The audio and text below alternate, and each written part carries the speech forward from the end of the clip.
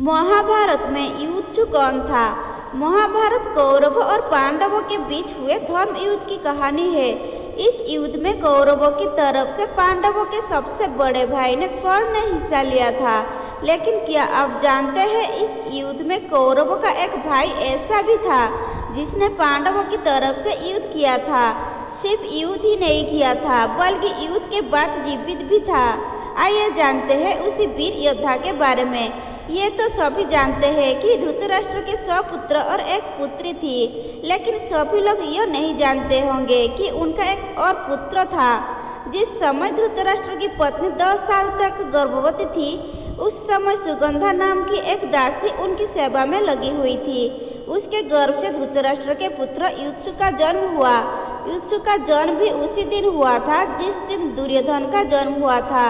युधिष्ठिर एक धर्मप्रिय व्यक्ति था। वह अन्याय के विरुद्ध था और सच का साथ देता था, जबकि एक और कौरव भाई विकर्ण का छोड़कर सभी कौरव अधर्म के मार्ग पर चलते थे।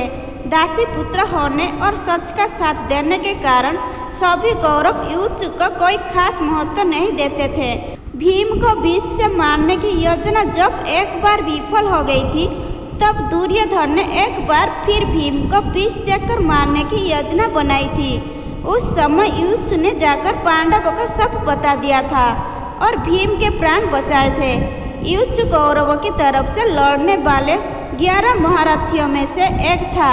युधिष्ठिर ने अपने स्तर पर युद्ध रखने की पूरी कोशिश की थी, मगर उसकी तो पहले भी कोई नहीं सुनता था, इसलिए सभी कोशिशें बेकार हो गई। जब महाभारत का युद्ध आरंभ होने को ही था, उस समय रणक्षेत्र में ही युधिष्ठिर और उनके सभी छोटे भाई भीष्म, द्रोणाचार्य आदि वृद्धजनों का आशीर्वाद लेने गए।